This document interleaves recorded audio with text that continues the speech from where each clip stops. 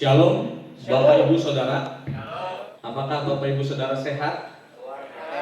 Ya, kemarin waktu Darwin khotbah itu diingetin tentang nanyain kondisi bagaimana sehat, karena itu sangat penting hari-hari ini. Karena juga jangan disehat-sehatin atau disuges-sugesin untuk sehat, karena kita juga harus jaga protokol COVID dan juga harus menjaga saudara-saudara kita yang hadir saat ini. Jadi kalau Bapak Ibu Saudara yang merasa kurang fit, ada flu dan sebagainya, ya sebaiknya kita juga sediakan media Instagram untuk kita bisa beribadah di rumah. Oke, sebelum kita mulai, kita sama-sama berdoa. Tuhan Bapa kami dalam surga, kami mengucap syukur Tuhan kalau pagi ini Tuhan memberikan kami kesehatan untuk kami melangkah ke gedung ini Tuhan, untuk kami sama-sama beribadah. Kami tahu bahwa ketika kami mendengar, ketika kami menyatakan bahwa Kristus hadir di sini, Tuhan akan menyatakan kuasa. Dan kami juga percaya Tuhan, setiap firman yang disampaikan, setiap firman yang dinyatakan, Tuhan akan memberikan iman kepada setiap kami untuk kami dapat mampu melakukan setiap perintah dan mendapatkan janji-janji Tuhan lewat firman yang Tuhan akan nyatakan kepada hidup kami. Terima kasih, berkati hati dan pikiran kami Tuhan. Beri kami hati yang gembur Tuhan untuk kami siap menjadi media tanah yang subur, supaya setiap firman yang kami terima Tuhan akan bertumbuh berkali-kali lipat. Hanya di dalam nama Tuhan Yesus kami berdoa dan ucap syukur. Setiap yang percaya katakan amin. Amin. Baik, saudara, hari ini saya mau sharing tentang bertindak karena iman. Dan ini cukup sulit buat saya yang sangat otak kiri, ya. Otak logika saya tuh harus lihat kenyataan dulu, baru saya akan mengerti, baru saya akan percaya, baru saya akan melakukan. Tapi bukan orang tipe yang melankolis, yang semuanya harus cermat dan sempurna. Saya biasanya main tabrak dulu, baru menyesal belakangan. Ya, tapi bukan iman juga itu. Nah, jadi hari ini saya mau sharing tentang bertindak itu karena ada iman. Jadi bertindak karena iman, bukan bertindak karena ya udah maju aja dulu. Seperti itu. Boleh Kak Ian putarkan video untuk jadi dasar aja buat kita merenungkan firman Tuhan hari ini.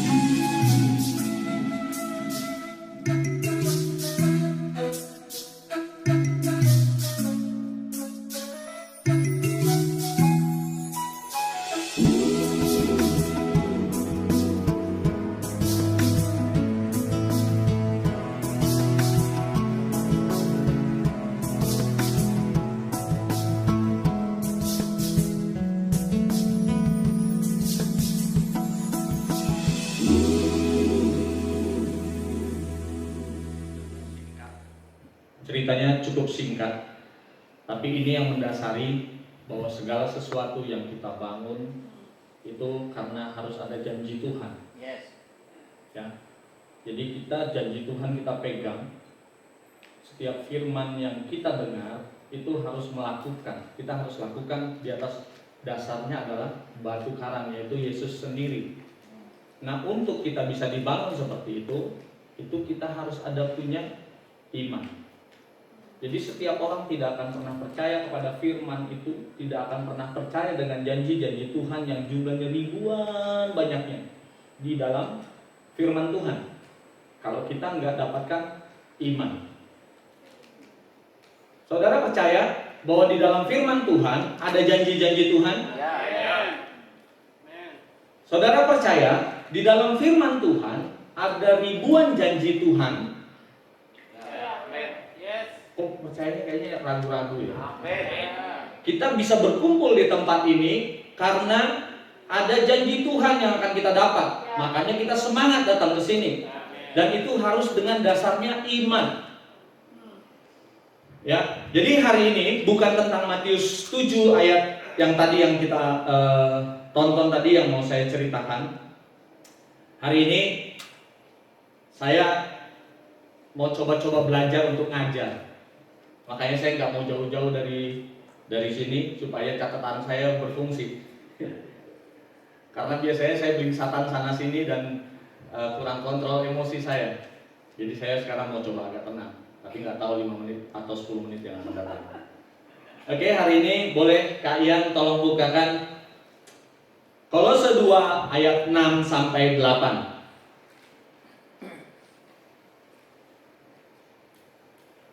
Saya akan bacakan. Kamu telah menerima Kristus Yesus Tuhan kita. Karena itu hendaklah hidupmu tetap di dalam Dia. Hendaklah kamu berakar di dalam Dia dan dibangun di atas Dia. Hendaklah kamu bertambah teguh dalam iman yang telah diajarkan kepadamu, dan hendaklah hatimu melimpah dengan syukur. Hati-hatilah supaya jangan ada yang menawan kamu dengan filsafatnya yang kosong dan palsu, menurut ajaran turun-temurun dan roh-roh dunia, tetapi tidak menurut Kristus. Jadi hari ini saya mau cerita, kadang-kadang kita merasa, orang-orang yang suka merasa atau orang-orang yang karena dari kecil, apalagi ada beberapa Bapak Ibu Saudara di sini yang dari kecil sudah diajarin mitos-mitos. Bahwa misalkan seperti kalau ada kupu-kupu masuk ke dalam rumah, biasanya apa, Saudara? Mau ada tamu.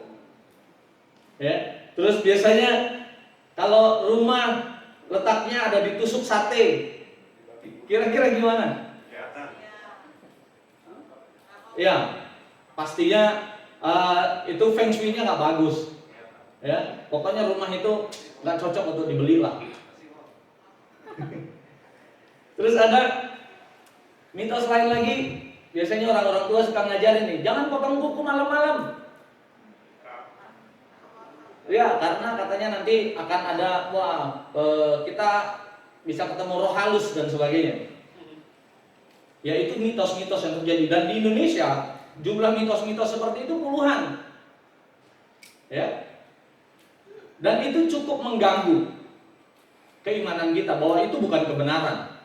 Dan kalau kita nggak membangunnya di atas firman, maksudnya firman Tuhan nggak ngomong seperti itu, jangan percaya. Bahkan yang lebih ekstrim lagi, kadang-kadang kayak di film-film horor gitu ya, di film tentang vampir dan sebagainya. Terus ada roh halus, ada setan dan sebagainya, tiba-tiba keluarin benda ajaibnya orang Kristen. Apa itu? Salib. Jadi banyak kita masih melakukan hal-hal seperti itu, bukan salib iman kita. Yang benar itu adalah Kristus itu sendiri, firman itu sendiri.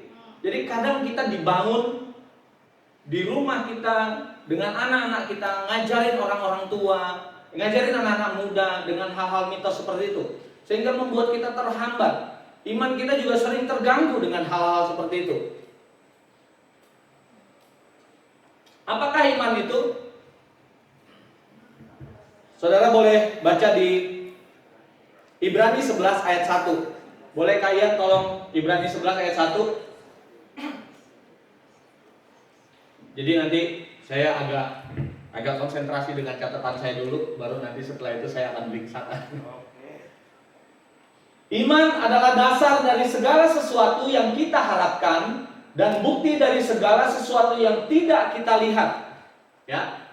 Jadi iman adalah dasar dari segala sesuatu yang kita harapkan dan bukti dari segala sesuatu yang tidak kita lihat. Jadi bicara tentang janji-janji Tuhan, apakah saudara sudah pernah melihatnya? Belum. Kita butuh apa untuk dapatkan itu? Kita butuh iman. Ya. Dan bukti dari segala sesuatu yang tidak kita lihat. Jadi ini cukup kesulitan buat orang-orang yang orang dominan, orang-orang yang menggunakan lebih banyak otak kirinya, logikanya lebih jalan. Bagaimana orang bisa punya iman? Maksudnya bagaimana orang yang sudah terkapar bisa sembuh tanpa medis dan sebagainya? Itu butuh iman. Gak bisa kita logikakan. Tapi iman bukan bicara tentang fakta. Iman itu bicara tentang apa yang sudah Tuhan berikan ke depan, dan itu membuat kita tetap berpegang teguh sama Dia. Seperti itu. Jadi ketika suatu hari misalnya saudara menanam sebuah pohon, benih pohon, terus kita nggak punya iman untuk dia bisa jadi pohon buah yang besar dan sebagainya. Kira-kira saudara mau nggak tanam itu? Enggak, ngapain buang-buang waktu. Saya tanam misalnya benih mangga. Saya nggak punya pengharapan bahwa mangga ini suatu hari akan saya nikmatin dan dia akan menjadi besar. Ngapain? Buang-buang waktu. Tapi ketika kita tahu mangga itu akan menjadi besar, ketika mangga itu akan memberikan buah, ketika mangga itu hasilnya bisa juga dijual mungkin, kita akan semangat. Wah, tegang sekali, saya yang jadi ketakutan. Silakan saudara renungkan bahwa apapun yang kita lakukan itu memang harus dimulai dengan iman. Ketika kita berharap bahwa anak cucu kita suatu hari akan menjadi besar, menjadi seorang yang berguna bagi bangsa dan negara, katanya kalau di sebelah-sebelah sana suka ngomong gitu. Jadi suka melakukan hal-hal yang menanam visi, kita akan lakukannya dengan semangat. Termasuk saudara yang baru-baru ini kita lakukan waktu sekitar 2 mingguan yang lalu, para pemimpin di Abalov Lombok ini melakukan doa puasa tanggal 16 kalau nggak salah ya. Tanggal 16 Januari dan lahirlah Christ Disciples Breakthrough. Mau terobosan apa? Kalau saudara nggak pernah lihat ke depannya akan ada apa di Abalov Lombok ini, kita pun tidak akan pernah bersemangat melakukannya. Kita berdoa, berpuasa, terus kita debat, kita sampai bergesekan satu sama lain. Untuk apa? Karena kita sudah lihat apa yang Tuhan sudah taruh di Abalov Lombok ini. Dan itu nggak bisa cuma kami sendiri, kita harus bersama-sama. Makanya ada teamwork. Dan ini bukan tentang program gereja, saudara. Karena kita mau mengalaminya ini betul-betul kita bersama-sama. Tidak juga menduplikasi iman orang. Karena beda-beda. Ada di satu gereja, dia bertumbuhnya kuat sekali dengan misinya. Setiap hari yang difirmankan di situ tentang misi supaya apa? Orang melihat bahwa gereja itu akan mengalami penuaian. Betul? Ada satu gereja yang setiap firmannya tentang kesembuhan terus. Karena apa? Karena pemimpinnya lihat bahwa akan banyak terjadi kesembuhan di tempat itu. Ya, itu iman. Ada yang bermimpi tentang akan dibangun komunitas dan sebagainya. Kalau kita tidak pernah membagikan tentang firman komunitas, tentang firman kejemaatan, Mau mimpi apa 5-10 tahun yang akan datang? Kalau kita khotbahnya tentang berkat aja, gak bisa. Ketika mulai kita membangun satu komunitas, satu rumah Tuhan, terus ternyata gak ada berkat, hancur saudara. Jadi kenapa di Abal of Lombok ini selalu kita bilang tentang discipleship, tentang pemuritan, tentang komunitas, tentang pemuritan, tentang komunitas, tentang rumah Tuhan, tentang tubuhmu bait Allah. Karena pemimpin di sini punya visi, punya cita-cita, punya iman bahwa akan lahir komunitas sejati di tempat ini. Ya, jadi saudara, wah di gereja sana bagus sekali, kenapa kita nggak mengikuti gereja sana? Ya karena mereka lagi dapat iman tentang itu. Jadi mari ayo kita sama-sama bangun satu hati kita. Ada di sini poin-poin yang sudah dibangun. Kita rapatkan sama-sama waktu itu. Kita berdoa puasa untuk mendapatkan care, humble, respect, inspiration, submission, dan teamwork. Jadi mari. Dan kalaupun ada ide dan usulan apapun yang Bapak Ibu Saudara dapatkan, lakukan dengan iman. Karena kalau dengan iman, tinggal tunggu waktunya Tuhan, jadi. Ya, saya tahu saudara semua bersemangat. Saya pun bersemangat, makanya saya mau bela-belain datang ke sini untuk datang. Ngapain sih?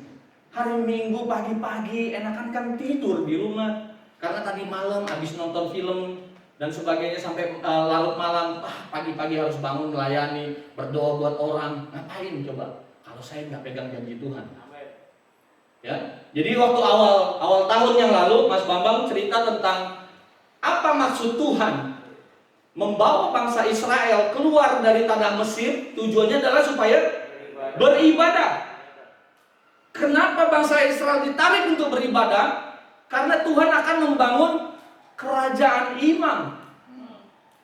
Jadi bukan asal-asal Bapak Ibu Saudara. Jadi mari, ini semua kita lakukan karena memang Tuhan memberikan iman tentang komunitas, tentang pemuritan, tentang tubuhmu adalah bait Allah, tentang tubuh Kristus yang akan disempurnakan. Dan ini nggak bisa Mas Bambang sendiri. Dia capek-capek khotbah berbusa-busa gitu ceritain tentang ini. Kalau kita sendiri ya, sorry Pak Bambang, iman saya beda. Enggak. Roh Kudus itu tertib. Ketika dia naruh visi kepada pemimpin, batu rapan di kepala Harun yang kejanggut dan jubahnya turun, kita akan merasakannya juga. Dan pengurapan itu akan kuat kita rasakan ketika kita respect. Kita sambut iman itu, bahwa ini yang sudah ditanam sama Tuhan di Abal of Lombok. Jadi mari. Ini Pak Bambang ini ceritanya tentang rumah aja. Nggak ada apa bahan khotbah lain. Ya, sekali lagi, visi kita, iman kita bicara tentang bait Allah, tubuhmu akan disempurnakan menjadi serupa dengan Kristus. Amin. Nggak ada amin juga nggak apa-apa. Yang penting Tuhan tetap dimuliakan. Oke, kita lanjutkan boleh buka di Ibrani 11 ayat 6. Saya belum ngegas, tenang. Tolong Kak Ian.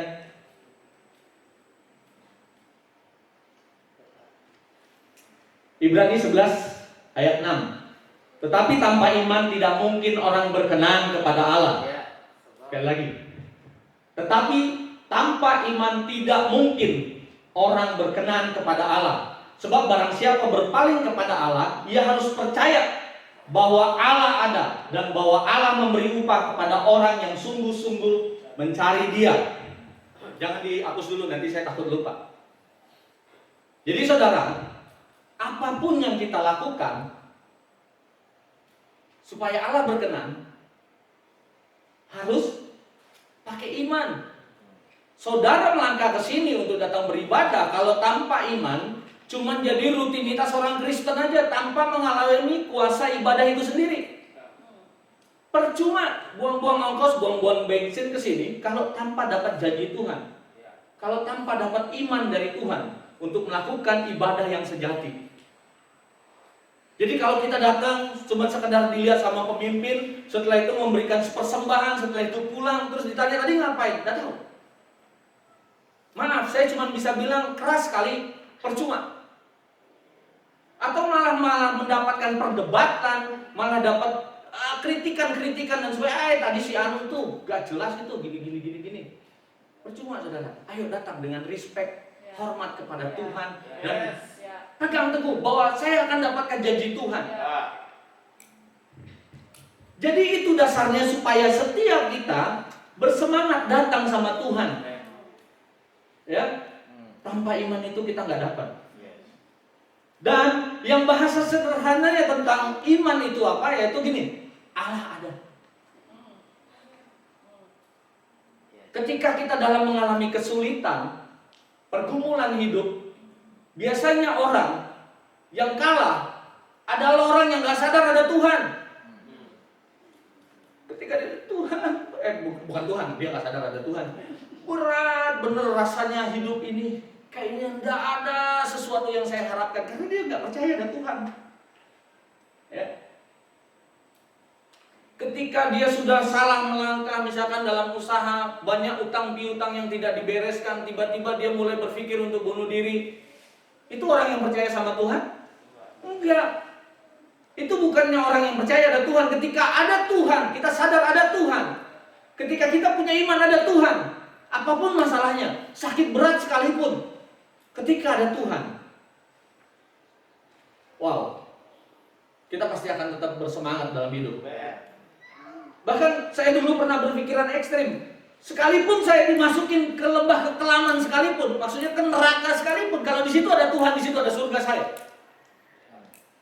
Intinya iman saya akan terus bertumbuh ketika ada Tuhan. Di dalam kesesakan sekalipun, Tuhan terus akan memberikan kelegaan karena ada janji Tuhan. Mari kepadaku yang letih lesu dan berbeban berat, katanya. Wah, enak bener loh kalau tak sadar ada Tuhan di sisi kita. Tuhan ada di dalam kita. Dan Tuhan ada di antara kita, Tuhan terus bekerja. Iman itu yang kita perlukan saudara.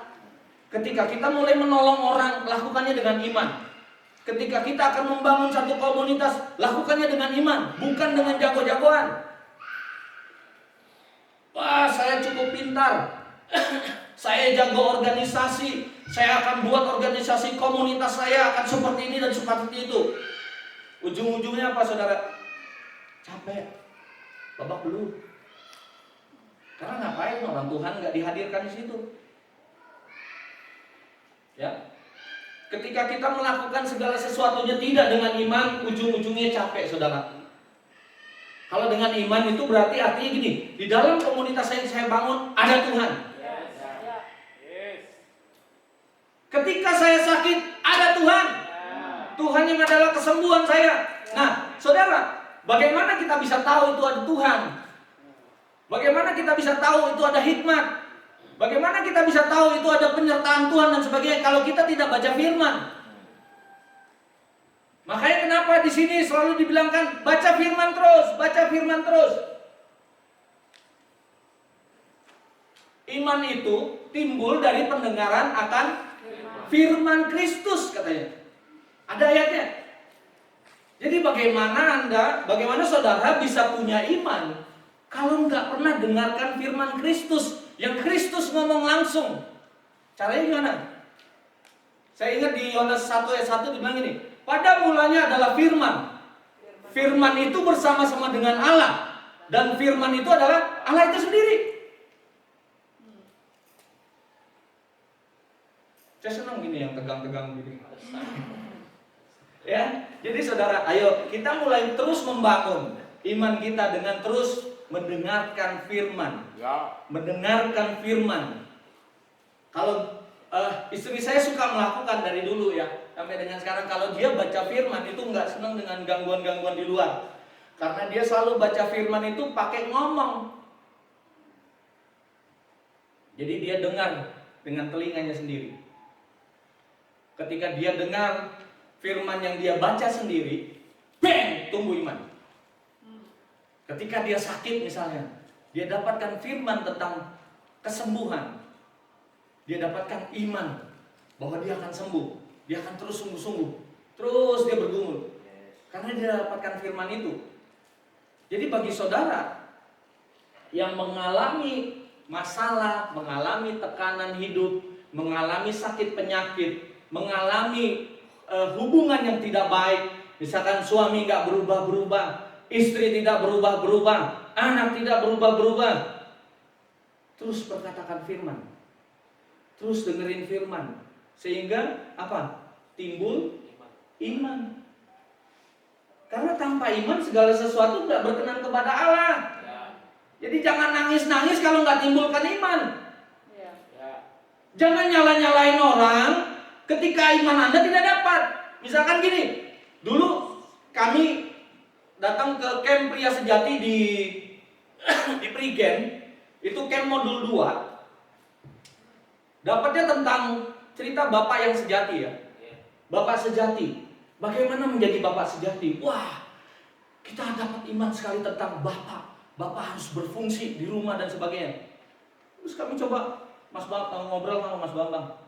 Mas Bambang belum bergeming. Dia masih asik dengan khotbah-khotbah serinya dia waktu itu. Tapi waktu itu kita sepakat, saya, Pak Nandi sama Pak Tony, enggak, kita harus berdoa bahwa Bapak ini perlu, bahwa tentang pengajaran Bapak ini perlu. Jadi suatu hari waktu Mas Bambang ngalamin termehek-mehek itu, menemukan keluarganya, barulah Mas Bambang mendapatkan tentang iman, tentang Bapak. Dan di situ nggak usah kita ngomong, Mas, ngomong tentang Bapak dong, enggak. Wih, Mas Bambang malah kumpulin kita semua, ayo kita terus bicarain tentang Bapak harus berfungsi, Bapak yang sejati adalah begini dan begitu dan begitu. Jadi saudara kalau dapatkan sesuatu, ya terus bergumul sama Tuhan supaya iman yang kita dapat itu bisa juga dirasakan sama orang lain. Dan ketika iman ini jadi iman korporat, bang, jadi waktu kita rakor tentang Christ Disciple Breakthrough ini, itu kita damai sejahtera. Walaupun pas kita mulai lihat prosesnya, waduh, gontok-gontokan saudara. Saudara nggak tahu mungkin yang terjadi ketika kita melakukannya ini. Ada yang bilang begini, ada yang bilang begitu. Ya tidak apa-apa juga, karena memang harus diproses. Dan ketika ini kita ketuk palu bahwa fokus Abalof Lombok 2021 adalah Christ Disciple Breakthrough, semuanya damai sejahtera. Karena kenapa? Kita dapat imannya. Ya, Yesus mengajarkan tentang iman, dia lebih ekstrim lagi nih, lebih keras lagi. Boleh kalian bukakan di Matius 21 ayat 21 sampai 22. Saya pernah khotbahnya versi Markus waktu itu. Yesus menjawab mereka, aku berkata kepadamu, sesungguhnya jika kamu percaya dan tidak bimbang, kamu bukan saja akan dapat berbuat apa yang kau perbuat dengan pohon ara itu, tetapi juga jikalau kamu berkata kepada gunung ini beranjaklah dan tercampaklah ke dalam laut, hal itu akan terjadi. Dan apa saja yang kamu minta dalam doa dengan penuh kepercayaan, kamu akan menerimanya. Jadi iman itu bicara tentang doa dengan penuh kepercayaan. Penuh kepercayaan itu ada ragu-ragunya nggak? Atau setengah-setengah boleh nggak? Boleh iya, boleh enggak misalnya? Nggak boleh. Kita harus melakukannya dengan penuh kepercayaan dan apa? Kamu akan menerimanya. Jadi saudara, nanti saya akan ceritakan bagaimana, kenapa kok apa yang kita doakan sudah yakin dan sebagainya, kok tiba-tiba nggak terjadi ya. Nanti kita akan sampai ke situ.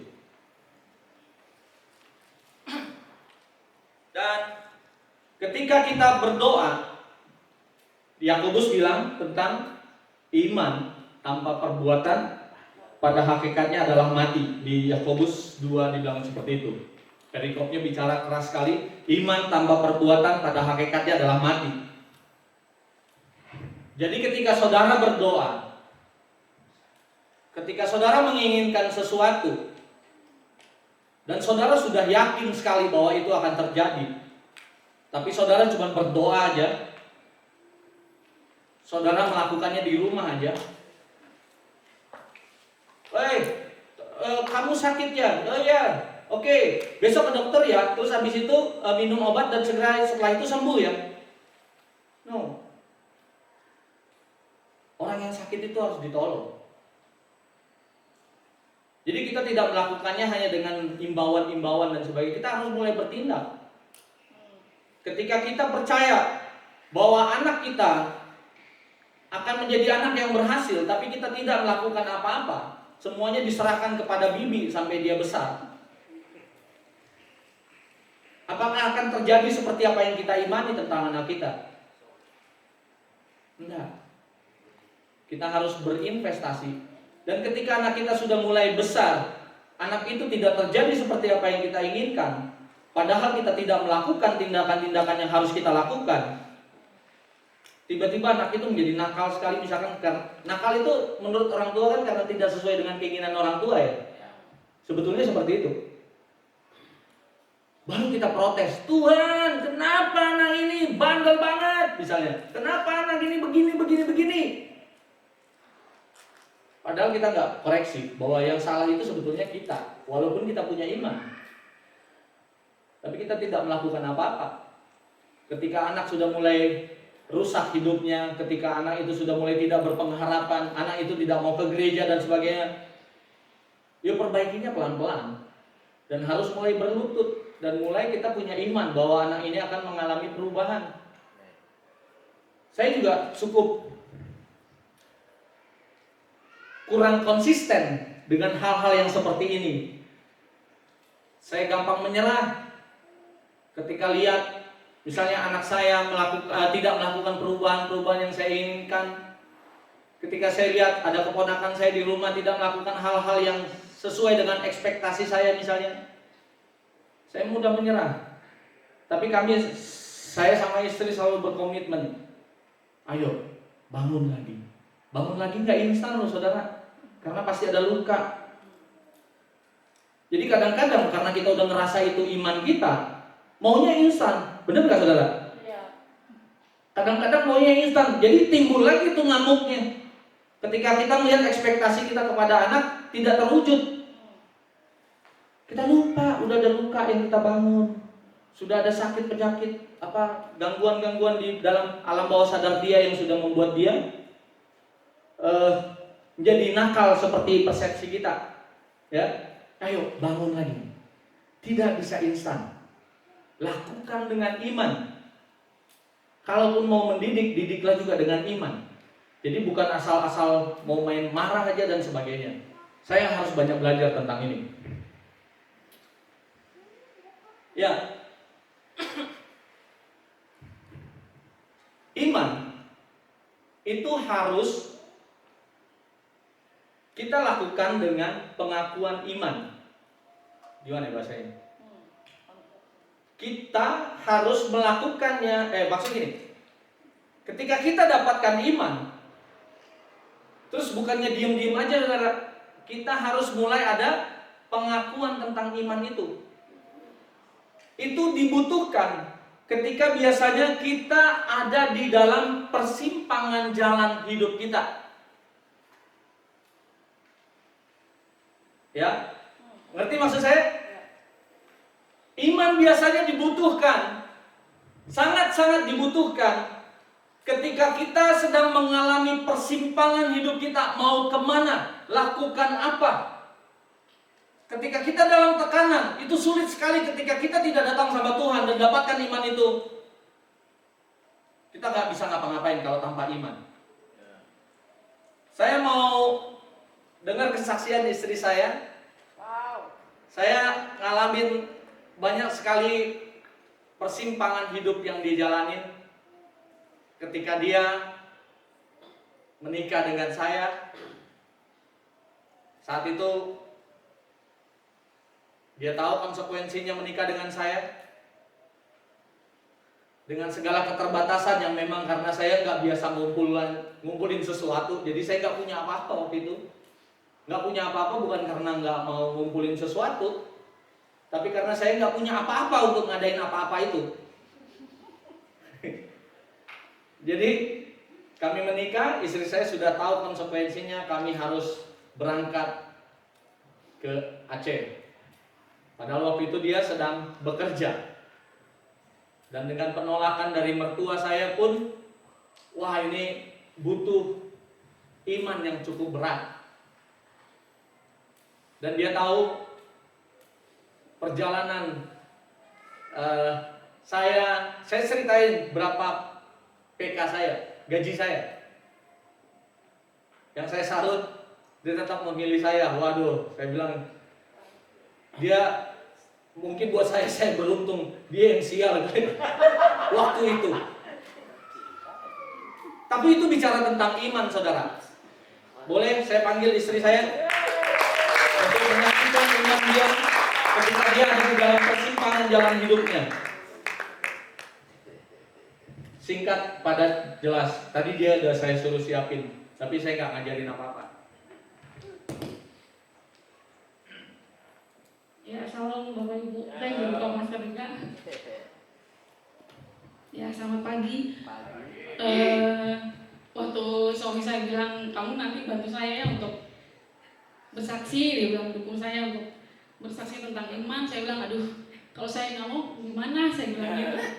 Karena ya bukannya saya takut atau apa, cuman yang saya khawatirin, saya nggak mau menyampaikan yang salah gitu ya, Bapak Ibu Saudara. Terus yang pasti ya deg-degan ya, karena walaupun saya biasa di depan gitu, tapi isinya anak-anak gitu. Jadi, halo adik-adik, apa kabar ya? Jadi nggak terlalu kikuk gitu ya, nggak sekarang seperti sekarang ini. Tapi yang pasti saya cuma mau taat aja ya Bapak Ibu. Saya mau taat apa yang sudah suami saya mau bagikan gitu. Yang suami saya katakan bagaimana kok dia bingung gitu, kok saya mau menikah dengan suami saya. Waktu itu kebetulan kami satu komsel ya Bapak Ibu. Pada mulanya saya kenapa bisa yakin bahwa pasangan hidup ini yang dari Tuhan. Ya, saya sedikit cerita pengalaman hidup saya ini juga buat inspirasi ya, buat single ladies gitu maksudnya. Mantap. Ya, saya mulai ya, karena kita bertumbuh dalam komsel juga, saya mulai diingatkan waktu itu kamu boleh mulai doakan pasangan hidup kamu. Waktu itu saya ingat saya umur sekitar 20-an ya. Ya, saya mulai doa, tapi doanya sesuai dengan firman, kembali lagi ke firman gitu. Jadi bukan Tuhan saya mau cowok yang keren, pasangan hidup yang keren atau yang semuanya ada gitu. Pas mau jalan-jalan ada mobil, pas mau nanti nikah udah ada rumah gitu. Enggak, saya diingatkan kembali lagi ke firman bahwa calon suami saya harus yang menjadi raja, nabi dan imam nantinya dalam hidup saya. Dan itu saya doakan karakter. Dan ketika saya mulai mau taat, ya ujian ada aja gitu. Tiba-tiba banyak yang yaitu menyatakan perasaan kepada saya gitu. Ya saya kaget gitu, cepet banget nih jawabannya. Tapi ya saya pegang iman, saya pegang iman Tuhan. Saya mau pernikahan saya bukan pernikahan yang biasa-biasa saja. Saya mau pernikahan saya jadi berkat. Saya mau rumah tangga saya jadi saluran berkat, dia bilang gitu. Dan itu saya pegang sampai ya suami saya menyatakan apa yang ada di hatinya tentang saya gitu. Tapi itu saya uji lagi, saya uji. Saya ngomong sama Tuhan, saya ingat sekali, Tuhan gak ada yang lain apa Tuhan? Ujiannya berat. Bukan masalah fisik, Bapak Ibu Saudara, bukan masalah penghasilan, tapi yang saya khawatirin manusiawi ya, karena kita perempuan kan, ketika kita menikah kita sudah harus berbakti atau istilah kita taat. Saya harus nantinya akan taat dengan orang seperti ini. Yang saya takuti waktu itu statusnya dia full time. Status dia full time kayak suci banget gitu. Berarti, waduh ini orang kudus banget itu. Ujung-ujungnya rohani banget gitu. Dan saya takut nantinya saya jadi batu sandungan dia. Saya takut nanti iman dia tidak bertumbuh gara-gara saya. Apa yang Tuhan janjikan, apa yang Tuhan sudah kasih visi sama dia, takutnya itu keganjel gara-gara saya. Saya confess lagi sama Tuhan, Tuhan, waktu itu saya hidup di Komsel, tapi ya dasarnya saya orangnya introvert ya, Bapak Ibu Saudara. Jadi saya juga ngalamin pemulihan untuk terbuka kan, bukan benar atau salah, yang penting respon. Pemulihan bukan suatu pemulihan kan, sampai perubahan bukanlah suatu perubahan sampai terjadi perubahan. Jadi saya juga berubah untuk mau cerita masalahnya ke Komsel, walaupun saya sudah ikut Komsel beberapa tahun gitu. Saya belajar, saya bertumbuh, saya dibentuk. Saya nggak curhat tentang saya sedang mendoakan Bang Risto waktu itu. Jadi ya banyak teman-teman yang nyatain, dan itu yang saya dapat juga gitu. Kalau ini memang dari Tuhan, tolong Tuhan, ada orang yang ngomong seperti yang Tuhan ngomong sama saya, dan itu saya dapat, dan ternyata firman itu juga dapat buat dia gitu. Jadi jangan kamu khawatir, anak Tuhan tidak akan pernah meminta-minta. Itu yang saya takutin, karena selain gak ada full time, terus saya harus ninggalin karir saya yang lagi menanjak-menanjaknya ya, karena ketika dia menyatakan perasaan, saya baru dapat beasiswa dari perusahaan tempat saya kerja, dan ketika saya bilang sebulan sebelum saya menikah saya mengundurkan diri, kaget gitu. Sampai-sampai saya dipanggil CEO-nya, saya dipanggil kepala sekolah. Waktu itu saya kerja di sekolah internasional. Kamu mau gaji berapa? Kenapa kamu mau? Waktu itu Aceh sedang konflik ya, Bapak Ibu. Saya sampai ditakut-takut dikasih semua koran, segala macam koran, nih kamu lihat di Aceh begini. Tapi saya bilang enggak, saya cerita, saya kesan saya juga, saya berdoa, saya puasa dengan calon saya. Jadi saya sudah mantap, saya akan menikah dan saya akan resign pada waktu itu. Dan itu pun tidak semudah. Saya pikir orang tua saya, wah syukur deh anak saya udah laku gitu istilahnya. Waktu itu umur saya sudah hampir mau 30, saya menikah umur 27 tahun. Saya bilang bener nih, calonmu begini, pokoknya banyaklah pertentangan. Tapi pada dasarnya saya mau hidupi firman Tuhan itu. Saya mau berharap bersandar sama Tuhan, dan saya mau menghormati orang tua saya, karena saya tahu orang tua saya mengasihi saya, dan dia mau yang terbaik buat hidup saya. Jadi saya tidak menentang, saya cuma ketika orang tua saya nyerang, saya cuma berdoa. Saya nangis ketika suami saya, waktu itu calon suami datang gitu, menghadap minta gitu ya, dia datang sendiri. Waduh, dia diserang gitu ya, diserang orang tua, diserang saudara bapak tua, kalau saya manggil bapak tua, dan bapak muda, pokoknya semua keluarga besar bapak saya gitu. Dan di situ puji Tuhan saya nggak sakit hati atau apa, tapi ya ini waktunya iman kami diuji gitu. Kami ketika dia diserang, saya berbahasa haru dalam hati sambil saya nangis, Tuhan jangan sampai jangan sampai kami nggak jadi berkat juga buat orang tua gitu. Sampai dia keluarkan perkataan, panggil orang tua saya kan Amang Inang, katanya Bapak Ibu, kalau Amang Inang belum setuju pun saya tidak akan menikah, karena kami mau menikah atas persetujuan Amang dan Inang, dan didukung doa dengan Amang dan Inang. Saya nggak ada rencana untuk kawin lari gitu. Saya juga nggak mau, kan capek kawin lari begitu ya, saya ya, saya mau baik-baik gitu. Dan dengan konsisten, dengan nanti setelah menikah saya harus ikut ke Aceh ya. Dan saya mantap gitu, maksudnya saya yakin ya Tuhan ini, karena saya juga walaupun udah ini ya Tuhan ya ini, tapi saya bilang Tuhan nanti saya gimana ya, nanti saya bagaimana ya, masih saya terus bergumul. Tapi firman itu keluar terus gitu, maksudnya aku akan mencukupkan engkau, tidak akan pernah berkekurangan, anak Tuhan tidak akan meminta-minta. Itu terus yang saya ingat, karena saya tahu aduh di Aceh ya bilang. Terus di situ saya yakin. Terus kita kan ikut ada kelas BPN ya, di situ ada di Abalong Jakarta kan, karena jemaatnya banyak dikumpulkan, jadi ada komsel bimbingan pranikah, terus ada champion gatheringnya gitu loh, dan kami ikut di situ gitu. Jadi setiap calon-calon pasangan itu dikelilingi sama pembinanya, terus mereka berani untuk saling mendoakan dan terbuka gitu apa yang masih belum diceritakan. Maksudnya supaya setiap pasangan di situ maksudnya terbuka ya, terus memulai rumah tangga, memulai pernikahan itu memang benar kudus, tidak ada dosa-dosa lagi yang tersimpan gitu. Dan apa yang terjadi Bapak Ibu Saudara, karena kami hubungan jarak jauh ya, LDR, long distance relationship, dia di Aceh, saya di Jakarta. Jadi kami hubungan cuma lewat handphone dan yang pasti doa puasa. Kami ada doa puasa waktu itu setiap hari Rabu. Jadi kami ada doa puasa, ya karena kami mau sungguh-sungguh nih, ini benar nggak kalau memang tidak Tuhan, kami jangan saling menyakiti, tapi berhentinya karena baik-baik gitu, karena jadi bersaudara gitu. Kami punya prinsip seperti itu. Ya akhirnya ketika kami ikut champion gathering di situ, dia menceritakan apa yang belum sempat diceritakan sama saya gitu. Saya juga cerita gitu. Apa yang terjadi Bapak Ibu Saudara, saya kaget. Semua dosa laki-laki udah pernah dia lakukan.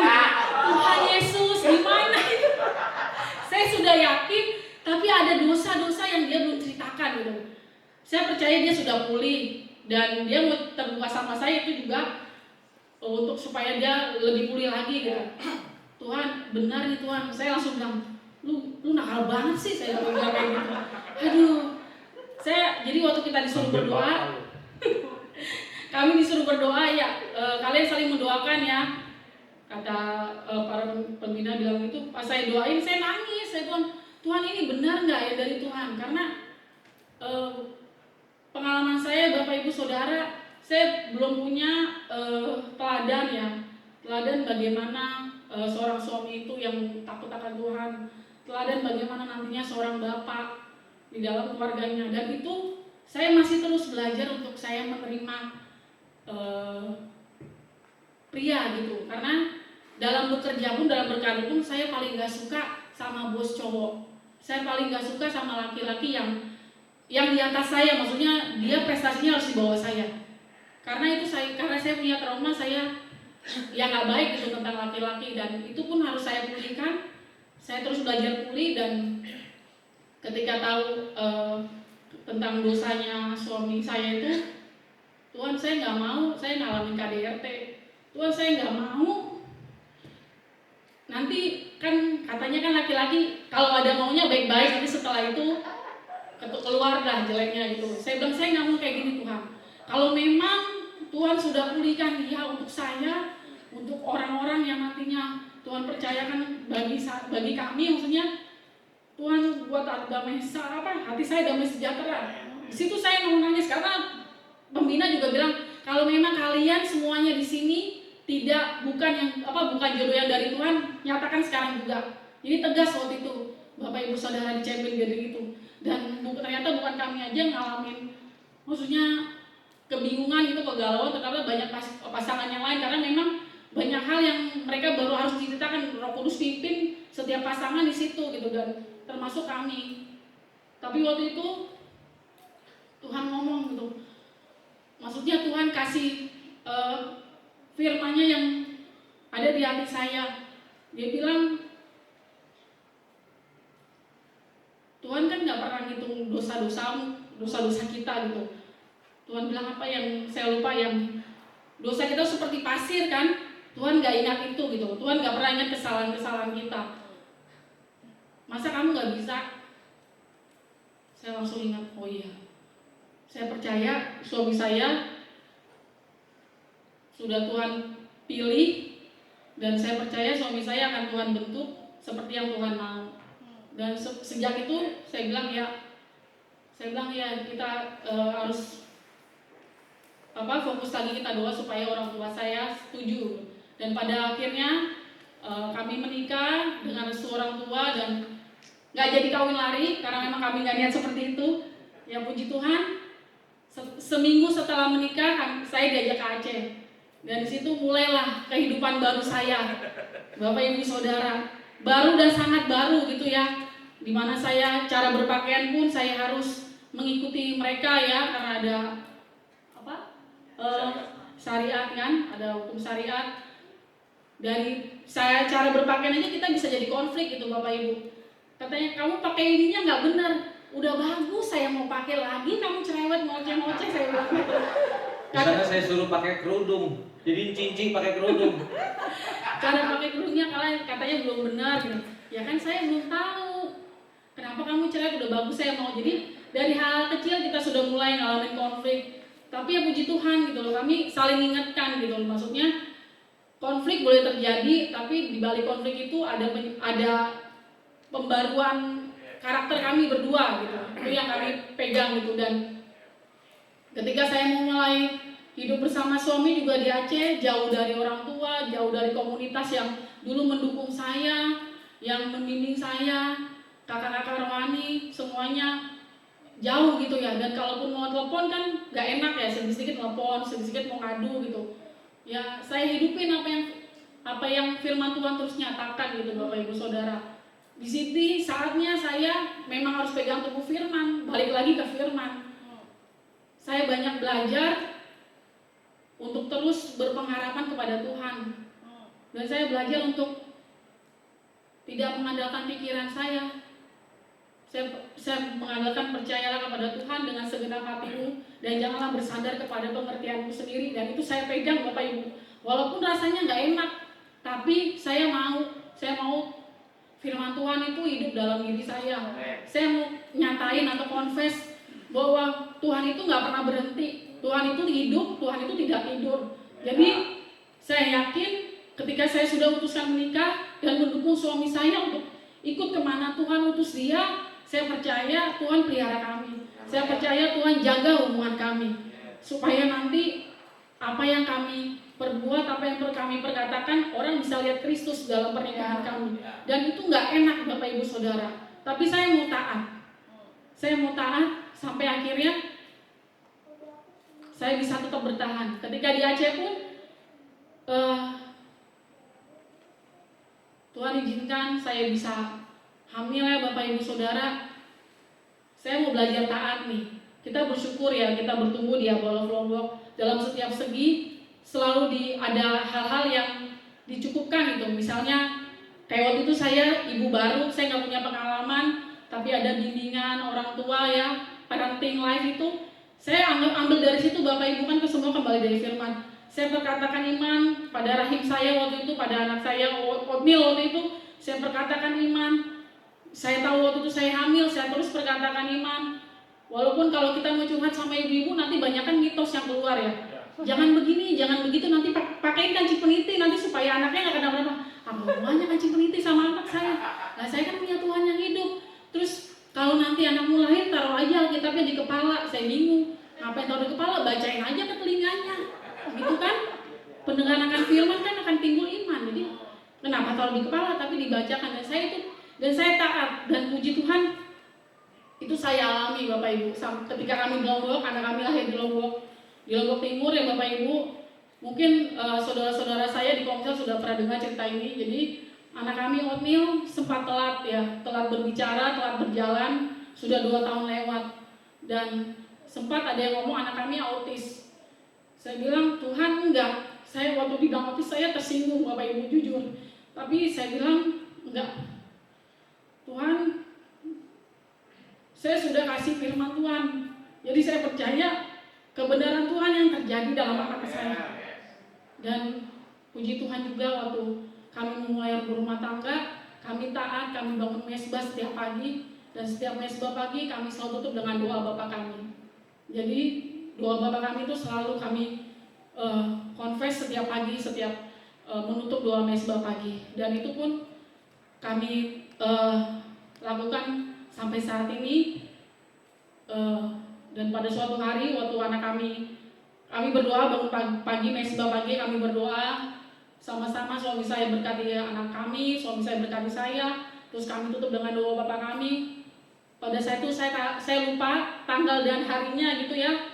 Ketika kami doa Bapa kami, tiba-tiba ada suara anak kecil yang keluar Bapak Ibu dengan ada cadel. Itu Otnil bisa doa, Otnil bisa berkata-kata kalimat yang pertama kali dikeluarkan itu doa Bapa kami. Dan saya bilang, kami berdua nangis, ya Tuhan, yes. Anak kami anak yang luar biasa yang anak Tuhan akan pakai. Jadi kami yang iman itu orang boleh ngomong apa, tapi firman Tuhan yang hidup.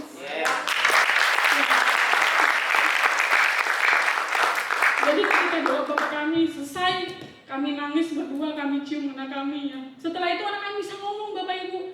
Walaupun kami belum ngerti ngomongnya apa, tapi dia lancar. Dia bisa ngomong, dan saya mau katakan kembali lagi ke firman. Jadi Odil ya, untuk ibu-ibu yang misalnya bapaknya gak konsisten, yaitu pengalaman hidup saya. Saya bukannya mau sombong, tapi saya mau nyatakan ketika tekun akan firman Tuhan. Anak saya bisa ngomong karena doa Bapak kami, dan setiap hari saya hafalkan ayat hafalan gitu. Saya ingat, jadi dia kalau disuruh doain orang, kalau ada yang pernah tahu, doain orang tuh doainnya doa Bapak kami. Terus begitu ayat hafalannya, bersukacitalah senantiasa dalam Tuhan. Itu ayat hafalannya dia yang pertama kali dengan cadel-cadelnya. Dan itu terus saya ingatin Otil, ayat hafalanmu apa? Saya terus ingatkan itu, dan saya ingatkan Otil harus ingat, kamu dapat doa Bapak kami itu Tuhan sendiri yang kasih kamu. Orang lain, mungkin anak-anak lain itu ketika belajar agama, ujian harus capek-capek untuk ngapalin itu ya. Tapi kalau kamu enggak, karena kamu mendengarkan firman setiap hari dan kamu dapat itu. Saya bilang, jadi doakan itu setiap hari karena itu pernyataan imanmu. Dan lewat doa Bapak kami juga, Bapak Ibu, kami bisa belajar untuk, di doa Bapak kami kan ada ampunilah ya kesalahan kami, seperti kami juga mengampuni orang bersalah kepada kami. Itu kami praktekinya susah berdua gitu, dan juga ditambah lagi anak kami. Tapi kami mau taat. Setiap hari kami ucapkan itu, kalau kami nggak lakukan itu buat apa gitu. Jadi setiap kami ada konflik, yang pernah dengar ceritanya kan suami saya bilang, saya kalau ada konflik saya diam, saya mesti diinin, mesti ngomong, karena memang itu berat Bapak Ibu. Tapi ketika ada penundukan diri, ketika ada niat untuk kita mau taat, Roh Kudus bekerja. Dan saya bilang, ya saya mau taat, tolong bimbing saya, karena sampai saat ini pun saya masih harus pemulihan untuk saya tunduk kepada suami, karena itu tertanam ya Bapak Ibu. Ketika saya kecewa, saya bukan sakit hati atas pria, tapi saya kecewa karena saya nggak punya figur seorang bapak yang takut akan Tuhan, figur seorang suami yang takut akan Tuhan. Tapi puji Tuhan, saya imani itu, dan semakin hari saya semakin sembuh, semakin hari saya bisa menghargai dan menghormati suami saya. Saya belajar untuk nunduk, saya belajar untuk mendukung apa yang dia lakukan, walaupun itu rasanya nggak enak. Kan tubuh dan ini nggak mau nurut ya Bapak Ibu, tapi kan Roh Kudus ada, roh kita yang di dalam Roh Kudus itu ada, dan saya mau taat akan itu. Ya, sekian dan terima kasih.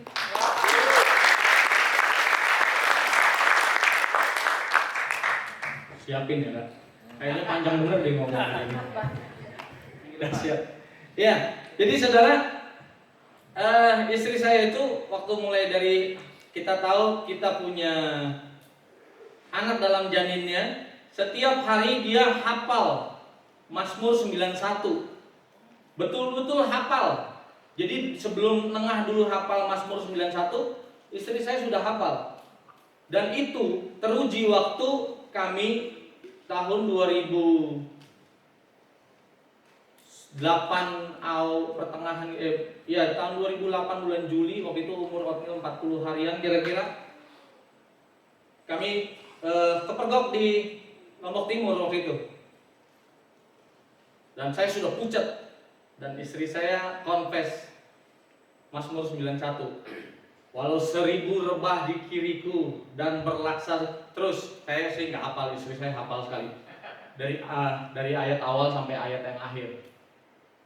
Dan saya juga pernah saksiin bagaimana Otnil berdoa buat orang sakit. Waktu itu berdoa buat orang sakit, dia nggak bisa berdoa yang model kayak kita gitu. Dia doanya masih hafalan, doa Bapa Kami. Terjadi loh, mujizat loh. Orang yang didoakan sembuh. Waktu itu berapa orang? Pokoknya kemana aja kalau Nil ada yang sakit Nil, doain. Dia doain, Bapak Kami yang di surga katanya. Masih cadel. Tapi puji Tuhan, ketika ada confess iman. Jadi firman yang ada di dalam hati kita itu tidak akan bekerja sama sekali kalau kita tidak bertindak dengan iman. Ya, kita nggak confess iman. Makanya kenapa sangat diperlukan Alkitab yang audible gitu ya. Jadi kenapa istri saya lakukan tiap hari, dia sambil bacain oatmeal di dalam kandungan itu dengan Mazmur 91. Setiap hari saya sampai bosan-bosan, gak ada ayat lain apa? Gitu. Tapi enggak, dia lakukan terus sampai akhirnya dia hafal. Dia tutup Alkitab, dia bacain itu semua. Dan sampai sekarang oatmeal, waduh semangat sekali kalau sharing tentang firman Tuhan. Dan sekarang lagi dilatih untuk dia sharing di Kega. Oke. Mengapa kita perlu pengakuan iman? Kita bisa baca di Ibrani 4 ayat 14. Boleh tolong Kak Ian, kenapa kita perlu sekali pengakuan iman? Ini ada ayatnya. Saya langsung bacakan. Karena kita sekarang mempunyai imam besar agung yang telah melintas semua langit, yaitu Yesus, Anak Allah. Baiklah kita teguh berpegang kepada pengakuan iman kita. Ya.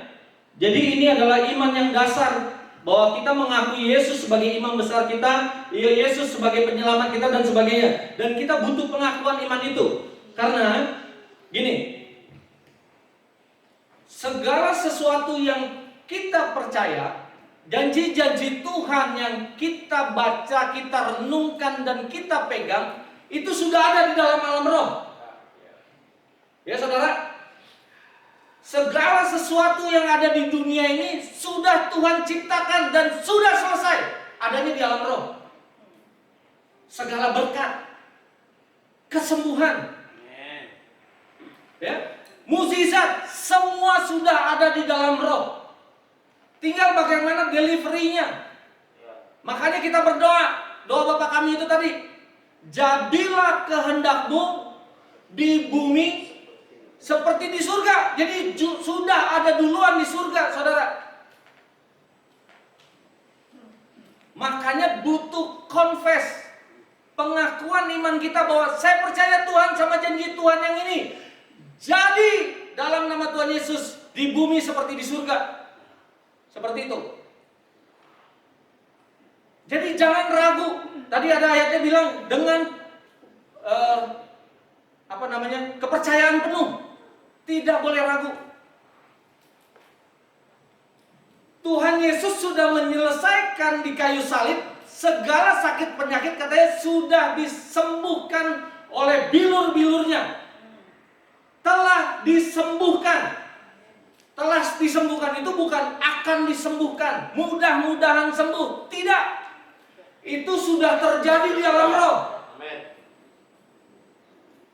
Sekarang tinggal gimana? Jadilah kehendak-Mu.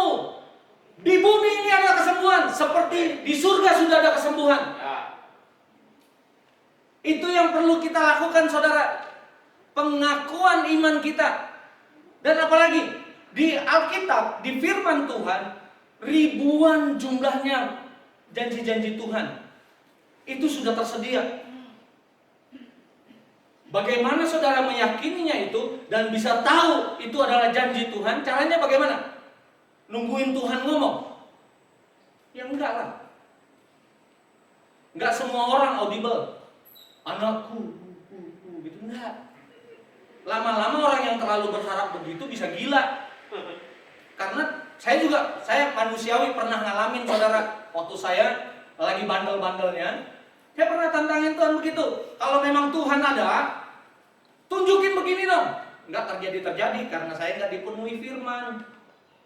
Karena janji Tuhan itu bukan buat jago-jagoan saya dan buat saya doang. Tuhan itu lakukan itu supaya saya berfungsi buat orang lain. Gitu saudara. Jadi tidak mungkin Tuhan memberikan itu kepada saya secara instan, karena nanti pasti ujung-ujungnya apa? Sombong. Nah makanya setiap kita alami janji-janji Tuhan dalam ibadah, dalam kita membaca firman, merenungkan firman, pasti terjadi. Karena apa? Kita sudah lihat, sudah ada. Karena iman itu seperti ini, saudara, kwitansi. Ya, suatu hari misalnya kita pergi ke sebuah toko elektronik, dulu namanya Galaxy. Ke toko elektronik, terus barangnya harus inden, misalnya. Barang harus inden, tapi kita disuruh apa? Bayar. Bayar, terus kita terima apa? Kwitansi. Barangnya udah ada belum? Belum. Tapi barang itu sudah punya kita belum? Sudah. Nah, itu iman. Jadi iman itu seperti kwitansi kalau kita pergi ke toko untuk membeli sesuatu, walaupun barangnya belum ada, walaupun barangnya masih di dalam roh, tapi kita declare sama Tuhan, pengakuan iman bahwa ini sudah terjadi. Kita minta kesembuhan karena kita baca firman tentang kesembuhan, kita dapat iman kesembuhan, bang, sembuh. Karena kita sudah lihat di alam roh sudah ada. Dalam nama Yesus sembuh. Sembuh ya saudara? Sembuh. Percaya? Percaya. Karena firman Tuhan tulis begitu. Tapi kadang masalahnya ada hal yang membuat iman kita itu gak jadi. Yaitu apa? Pengakuan yang salah membatalkan pengakuan yang benar. Lagi semangat-semangatnya kita berdoa, Tuhan, aku percaya dalam nama Yesus sudah ada terjadi kesembuhan di dalam roh untuk istriku. Saat ini aku deklarasikan dalam nama Tuhan Yesus, istriku sembuh, sembuh. Semangat kan? Dapat iman. Tapi tiba-tiba, kok begini? Wih, kok malah kayak tambah parah ya? Kok orang ini gak berubah-berubah ya? Ngerti saudara? Hal itu yang membuat iman itu tidak terjadi. Maksudnya iman itu tertutupi. Kita harus datang terus sama Tuhan. Lihat lagi, lihat janji Tuhan lagi. Jadi karena kenapa? Fakta itu, realita yang ada yang kita lihat sekarang itu bukan kebenaran. Kebenaran itu firman Tuhan. Jadi ketika kita bilang, kita klaim, kita pengakuan iman bahwa sudah terjadi kesembuhan, dapat iman kesembuhan, berdoa untuk kesembuhan, bang, terjadi. Jadi mari, saudara, ketika kita dengan kepercayaan penuh dan kita tahu janji Tuhan bahwa sembuh adalah bagian kita, confess. Confess bukan asal-asalan. Dapetin firman-Nya supaya imannya dapat.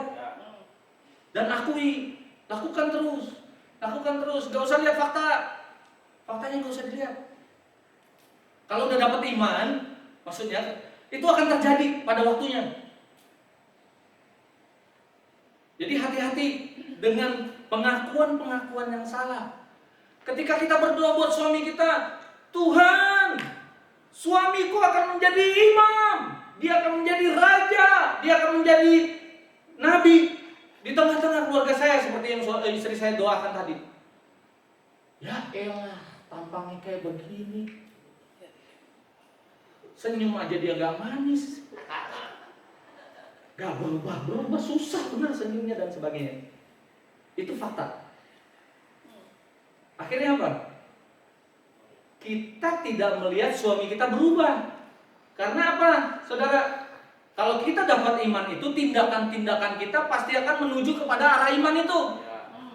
Ya, tindakan kita akan menuju kepada iman. Ketika kita berharap suami berubah, tapi kita hakimi terus, tuh kamu tuh ya, nggak berubah. Di sini lagi. Dari mana caranya lu bisa berubah? Begini. Kira-kira berubah nggak saudara? Padahal tadi udah dapat iman bahwa imam saya ini akan menjadi imam, raja dan nabi. Tapi ketika kita tidak melakukan tindakan-tindakan iman itu, tidak akan terjadi saudara. Ketika kita sudah yakin kita sembuh, tapi kita tekan terus, gak sembuh, makin parah. Wah, pakai obat yang lebih canggih dong di sana aja. Lalu harus pergi ke Singapura atau pergi ke sini. Jadi lebih banyak kekhawatirannya. Kira-kira kalau metabolisme kita menuju kepada kekhawatiran, kira-kira terjadi nggak kesembuhan? Enggak, saudara. Makin tertekan metabolismenya. Ujung-ujungnya apa? Penyakit itu makin kuat. mulai mengintimidasi, jebret ke sini. Kamu tuh nggak bakalan sembuh kawan. Obat yang itu tuh nggak mampu untuk nyembuhin kamu. Kurang friend biayanya. Lu harus pergi ke sini dan situ. Enggak. Kalau kita dapat iman, kita klaim iman itu, lakukan tindakan-tindakan iman yang sesuai dengan iman itu, maka akan terjadi.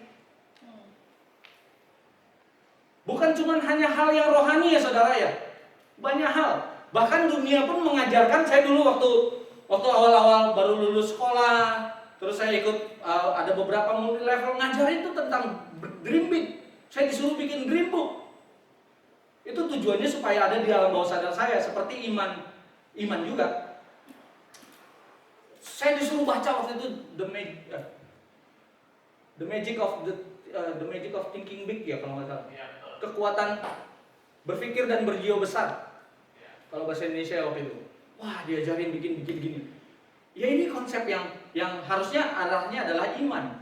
Tapi iman bukan dari keinginan atau targetan yang kita mau capai. Nah, Tuhan menaruh itu sebagai gini, bahwa ini akan menuju kepada kemuliaanku. Bukan buat ini, tapi semua ujungnya harus kepada kemuliaanku. Itu firman Tuhan. Karena janji-janji Tuhan supaya semua menuju kepada keserupaan Kristus. Bukan sebagai orang jago-jagoan doang gitu saudara. Jadi mari, ayo kita bangun semua tindakan kita untuk kita mendapatkan iman itu. Jadi bukan cuma dapat iman, berdoa sampai nangis-nangis, tapi tidak bertindak sesuai dengan iman itu, ya mubazir doanya. Air matanya juga mubazir. Oke, kemudian kenapa pengakuan iman itu cukup penting? Di kitab Wahyu ada tertulis, oleh darah anak domba, oleh kesaksian kita. Jadi pengakuan iman itu juga kesaksian kita. Iblis dikalahkan katanya. Penuduhan dikalahkan. Bahkan tekanan-tekanan yang diciptakan oleh iblis supaya kita kalah, supaya kita nggak punya iman, itu bisa kita kalahkan. Yaitu dengan pengakuan itu. Jadi mari kita bangun komunitas kesaksian. Selalu membangun komunitas kesaksian supaya iblis dikalahkan, bukan mempermalukan diri atau membuat jadi aduh, saya ya kalau di konsel malu saya untuk cerita itu aib. Biasanya gitu ya, saudara ya. Ngapain sih hidup saya diceritain depan orang banyak? Malu tahu? Nah, kita bukan mempermalukan diri kita, tapi kesaksian kita supaya membuat kita merdeka. Tidak ada tuduhan-tuduhan lagi dalam diri kita. Saya yang tadinya penuh dosa, ketika kita mengaku dosa di hadapan Tuhan, saya seperti tidak pernah melakukan dosa tuh di hadapan Tuhan. Ada ayatnya loh saudara.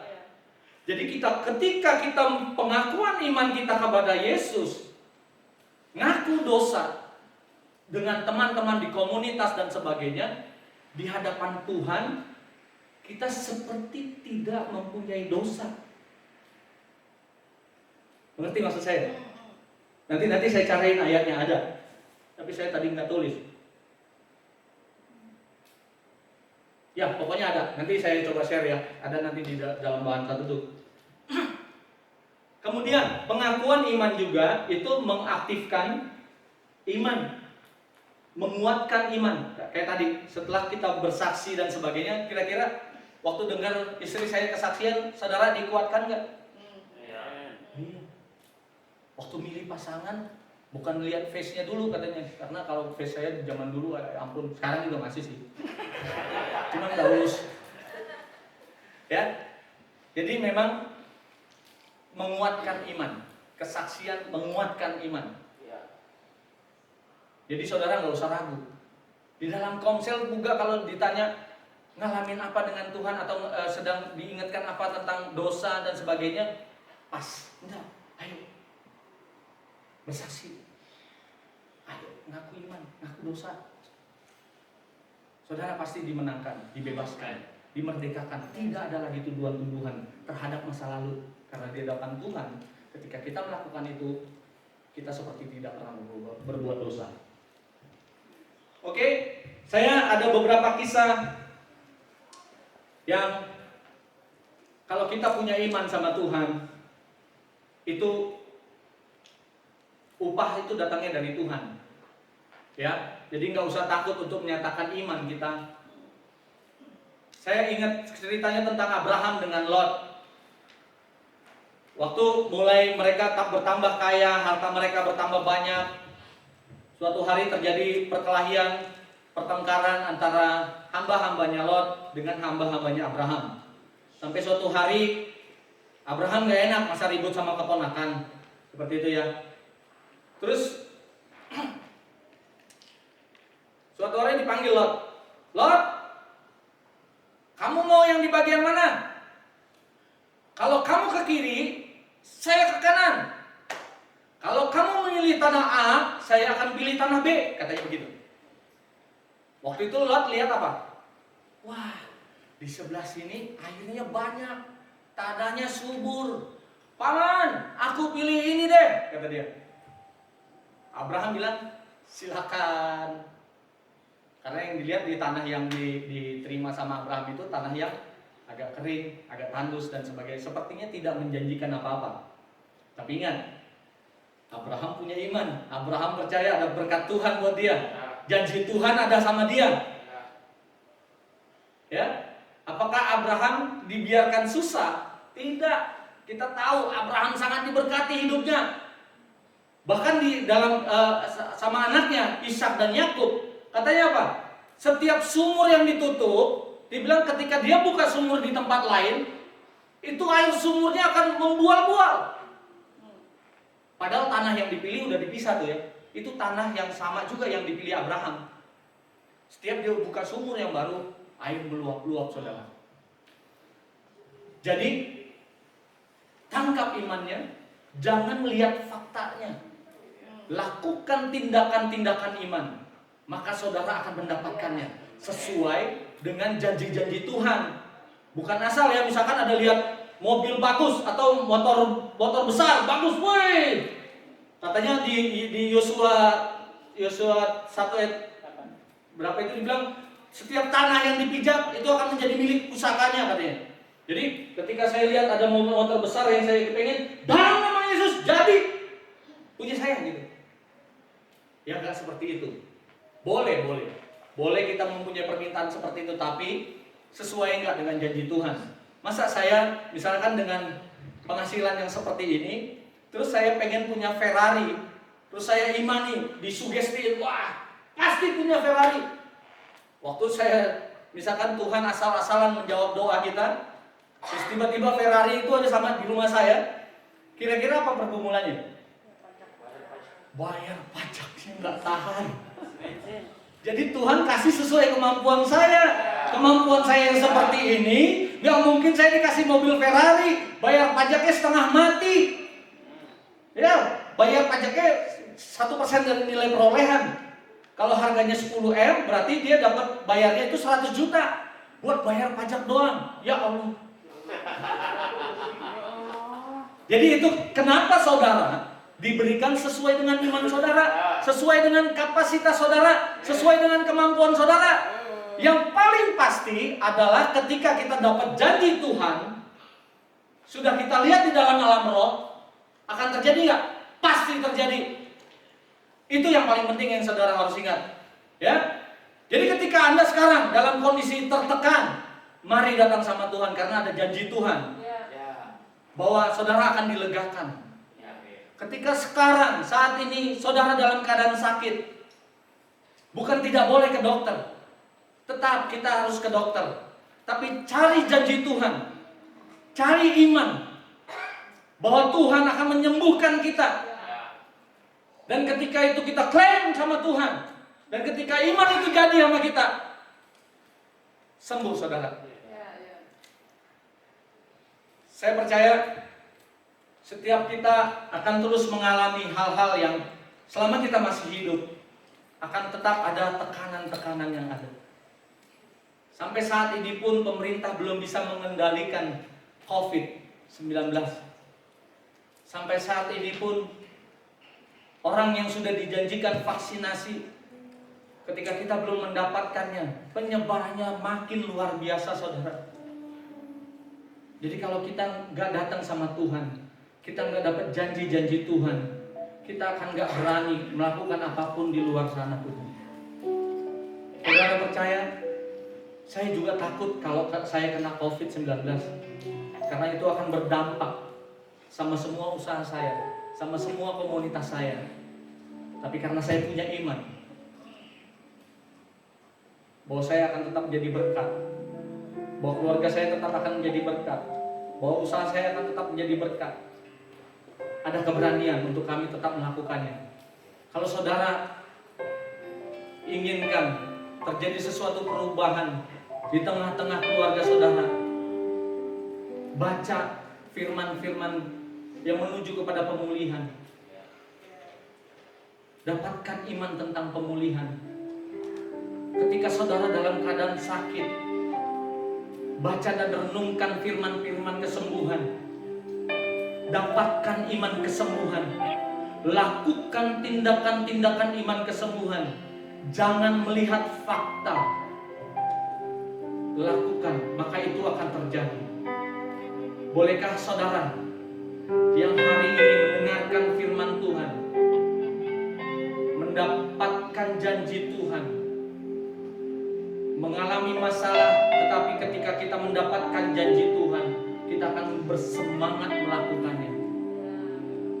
Bolehkah Bapak Ibu Saudara yang sedang mengalami tekanan, taruh tangan di dada. Saya akan berdoa.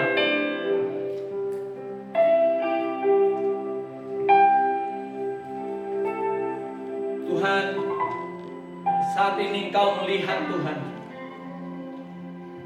ada banyak tangan yang mengaku Tuhan sedang dalam keadaan tertekan, sedang menghadapi masalah. Saat ini semua masalahmu sudah diselesaikan di kayu salib, dan Tuhan akan memulihkan keadaanmu. Di dalam nama Tuhan Yesus akan ada hikmat untuk engkau menyelesaikan setiap permasalahan-permasalahan yang ada. Bagi Bapak Ibu Saudara yang sedang dalam keadaan sakit apapun, karena iman tentang kesembuhan bukan terhadap penyakit tertentu, tapi sebuah organ tubuh kita adalah kepunyaan Tuhan, dan Dia sanggup menyembuhkan. Saat ini, bagi Bapak Ibu Saudara yang sedang dalam keadaan sakit, sakit apapun, seberat apapun, saat ini Tuhan di kayu salib sudah menyelesaikan kesembuhan itu atas Bapak Ibu Saudara di dalam nama Tuhan Yesus. Bolehkah Bapak Ibu Saudara yang sedang dalam kondisi sakit berdiri, supaya ada yang mendoakan. Dan saya minta yang mendoakan tetap menjaga protokol dengan menggunakan masker dan tidak berhadapan muka dengan muka. Bolehkah yang sedang dalam kondisi sakit, tidak perlu malu atau tidak perlu menyangkal, kita mau sama-sama berdoa.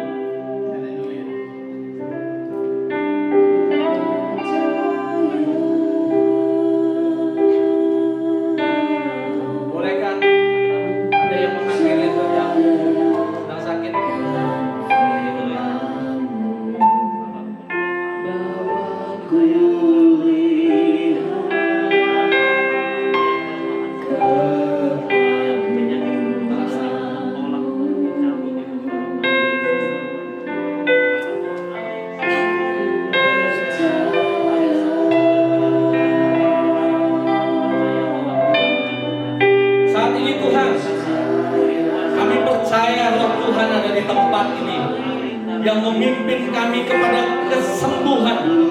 Saat ini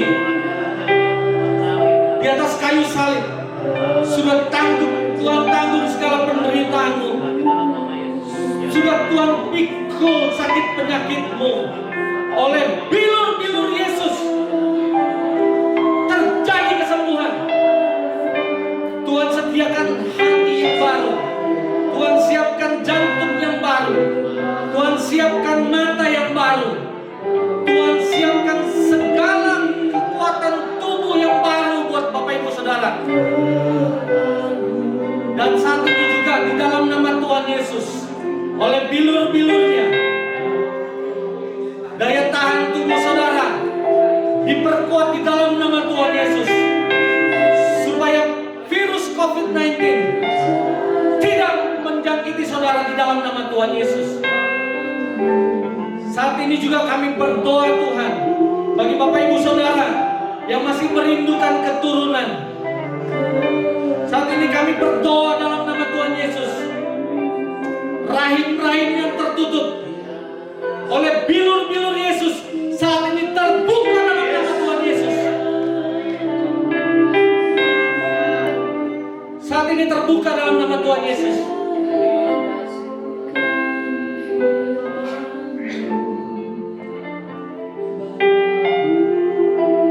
Ya, saya lihat ada kesembuhan terjadi. Tuhan sedang berproses.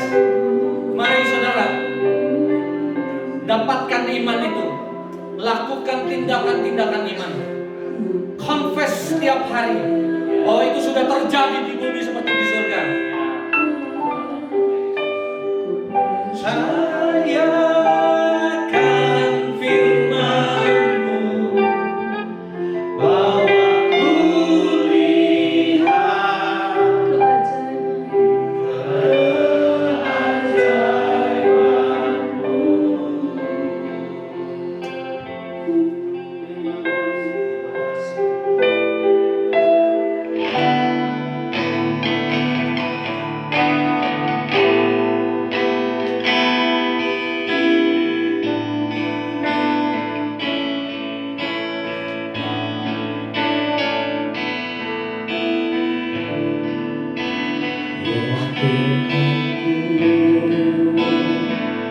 Aku berseru padamu dalam doaku, kuatkan aku dalam cobaan.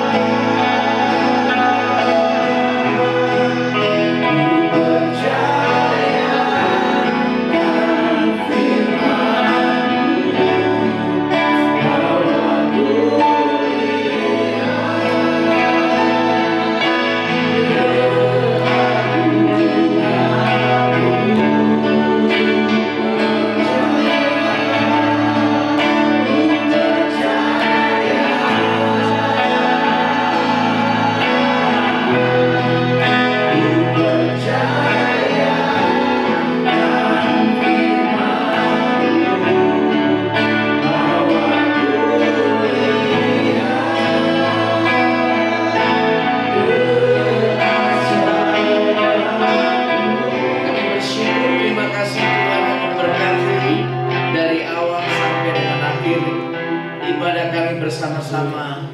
Kami bersyukur Tuhan ingatkan kami supaya seluruh aktivitas dalam kehidupan kami selalu didasari oleh firman yang menghasilkan iman. Dan dari iman itulah Tuhan kami bertindak untuk menggenapi semua janji-janji Tuhan. Kami bersyukur pagi hari ini Tuhan ajarkan kepada kami supaya kami mengingat kebenaran ini. Terima kasih Tuhan, terima kasih Roh Kudus. Sepanjang pertemuan ibadah pagi hari ini Tuhan nyatakan kasih kuasa dan kebenaran Tuhan atas hidup setiap kami. Kalau sebentar kami akan pulang ke rumah kami masing-masing, penyertaan perlindungan-Mu atas setiap kami, bahkan pengurapan-Mu atas setiap kami sebagai tubuh-Mu, sebagai keluarga Allah. Dan di dalam nama Tuhan Yesus nyata kasih Tuhan atas hidup setiap kami. Mari Bapak Ibu kita mengangkat tangan kita bersama-sama. Terimalah berkat damai sejahtera Allah Bapa, sukacita di dalam Kristus dan di dalam kuasa Roh Kudus yang senantiasa memenuhi dan menyertai hidup Bapak Ibu Saudaraku sekarang ini dan sampai selama-lamanya. Dalam nama Tuhan Yesus kami berdoa dan kami semua mengucap syukur. Semua yang percaya katakan amin. Amin. Selamat siang, Tuhan memberkati.